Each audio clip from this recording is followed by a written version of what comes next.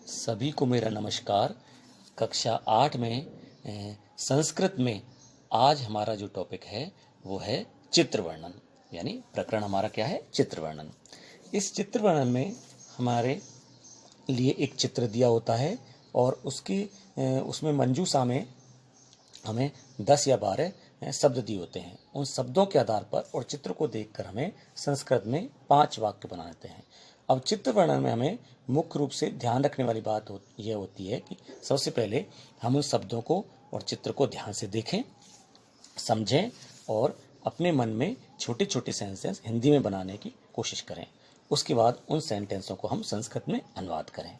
इसमें यह बात होती है कि जैसे कर्ता जो होता है, कर्ता में अगर एक वचन है तो क्रिया में भी एक वचन में आएगी, और कर्ता अगर द्विवचन का है तो क्रिया भी द्विवचन की आएगी। कर्ता अगर बहुवचन का है तो क्रिया भी बहुवचन की आएगी। इसमें हमें यह देखना होता है कि चित्र किस प्रकार का है। अगर सुंदर चित्र है तो हम उसके लिए सुंदर भी कह सकते हैं, अच्छा है, कोई खुशी का है, कोई खेल रहा है, कोई हंस रहा है, ठीक है।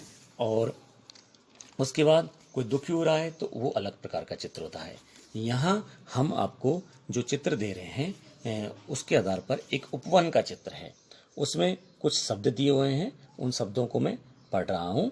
जैसे सूर्योदय, सूर्योदय हो रहा है। भ्रमंती, घूमना। व्यायाम, कसरत। प्रातः, सुबह। खिलंती माने खेलना, बहुवचन में दिया हुआ है। कुर्वंती, करना। कूजंती, कूजना। चित्रम, चित्र। गच्छन्ति, जाना। उद्यानम माने उद्यान। उपविशन्ति माने बैठना। और खगा माने पक्षी। और इसके अलावा भी हमको और कुछ शब्द हो सकते हैं, वृक्षा वगैरह, इस तरह से।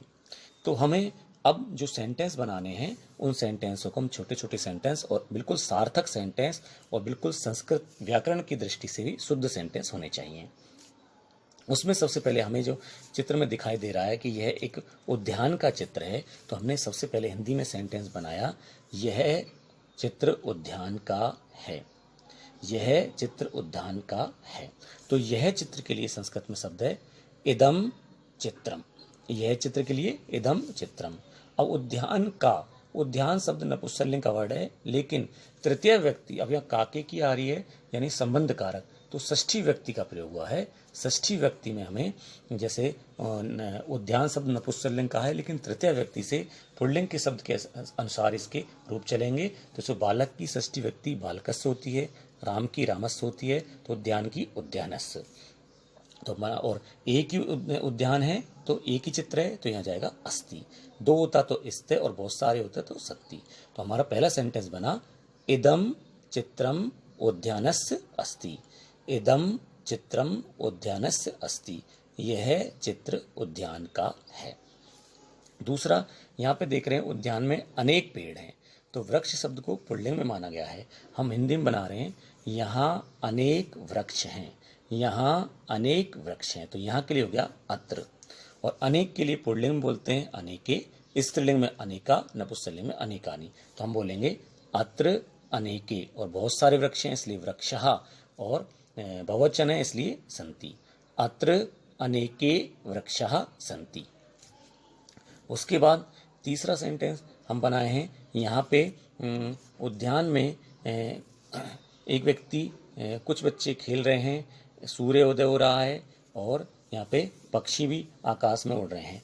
तो हमारा जो तीसरा सेंटेंस हम बना सकते हैं, पक्षी आकाश में उड़ रहे हैं। पक्षी आकाश में उड़ रहे हैं, तो पक्षी के लिए बोलते हैं, बहुत सारे हैं बहुवचन में, खगा। खगा आकाशे। अब उड्डयंती, खगा आकाशे उड्डयंती। अगला सेंटेंस, कुछ लोग यहाँ भ्रमण कर रहे हैं, घूम रहे हैं, तो यहाँ पूछ सकते हैं हम, यहाँ कुछ लोग भ्रमण कर रहे हैं यहाँ, ठीक है। तो इसके लिए अत्र अनेके जनाः भ्रमन्ति। अत्र अनेके जना भवन्ति। या यह भी संतुष्ट होता है, उद्यान में अनेक लोग घूम रहे हैं, तो इसके लिए हो सकता है उद्यान में चिन्ह आ रहा है, सप्तमी व्यक्ति है, तो यहाँ बनेंगे उद्याने अनेके जना भ्रमन्ति। अब यहाँ पर हमको दिया हुआ है कि कुछ लोग जा रहे हैं, गच्छन्ति जाना, और यहाँ पे खिलंती खेलना, तो कुछ बालक खेल रहे हैं, बालिका खेल रहे हैं, तो यहाँ पर लिख सकते हैं अत्र, यहाँ पे हिंदी में बनाएंगे बालक और बालिकाएं खेल रहे हैं, तो अत्र बालकः बालिका च खिलन्ति या क्रीडन्ति। अत्र बालका बहुवचन है, बालकाः बालिकाः च खिलन्ति। अच्छा, यहाँ सूर्योदय हो रहा है, अत्र सूर्योदय भवति। हमें मुख्य रूप से हमें 5 सेंटेंस ही बनाने होते हैं, 5 नंबर का आता है, एक नंबर की एक सेंटेंस है। उदाहरण के लिए मैं कुछ ज़्यादा बता रहा हूँ, लेकिन मुख्य रूप से हमें 5 सेंटेंस ही बनाने होते हैं। अब यहाँ पे जैसे दिया हुआ है, भाई यह बहुत सुंदर चित्र है, तो हम लिख सकते हैं यह चित्र बहुत सुंदर है, यह चित्र सुंदर है। तो इदम चित्रम सुंदरम अस्ति, इदम चित्रम सुंदरम अस्ति। इस प्रकार से हमने इसमें जो चित्र वर्णन को समझाया है। इसमें हम अभी हम दूसरा चित्र भी ले रहे हैं। दूसरे चित्र में भी हम जैसे सबसे पहले चित्र को देखेंगे, उसमें जो शब्द दिए हुए हैं, जैसे मान लो ये विद्यालय का चित्र है। दूसरे चित्र में जैसे शब्द हैं मंजूषा में, विद्यालय, अवकाश, बही, धावंती, प्रसन्ना। बही माने बाहर, अवकाश माने अवकाश होता है, धावंती माने दौड़ रहे हैं, प्रसन्ना माने खुश, स्यूत माने बैग, आगच्छन्ति माने आ रहे हैं, पृष्ठी माने पीछे, संति माने है, और हसंती माने हंस रहे हैं। अब जो शब्द दिए मंजूषा के शब्द, उसी आधार पर हमें मन में जो सेंटेंस बनाने, 5 सेंटेंस बनाने हमें मुख्य रूप से। तो हम 5 सेंटेंस बना रहे हैं। सबसे पहले ये किसका चित्र है? यह चित्र विद्यालय का है। तो इदम चित्रम विद्यालयस्य अस्ति। अब वो काके की आ रहा है, संबंध कारक है, षष्ठी व्यक्ति लगाएंगे। इदम चित्रम विद्यालयस्य अस्ति। यहाँ पर अनेक बालिका और बालिकाएं हैं, तो हम बनाएंगे अत्र अनेके बालिकाः बालिका च सन्ति। अत्र अनेके बालिका बालिका च सन्ति, बहुत सारे हैं इसलिए सन्ति आ रहा है। अब जैसे मान लो अवकाश हो रहा है विद्यालय का, तो विद्यालय का अवकाश हुआ है, तो यहाँ लिखेंगे विद्यालयस्य अवकाशे भवति, विद्यालयस्य अवकाशे भवति। यहाँ छात्र विद्यालय से बाहर आ रहे हैं, तो छुट्टी हो रही है, जैसे छुट्टी का समय है, तो छात्र विद्यालय से बाहर आ रहे हैं, तो हम बनाएंगे छात्र विद्यालय से बाहर आ रहे हैं। छात्रः विद्यालयात् बहिः आगच्छन्ति।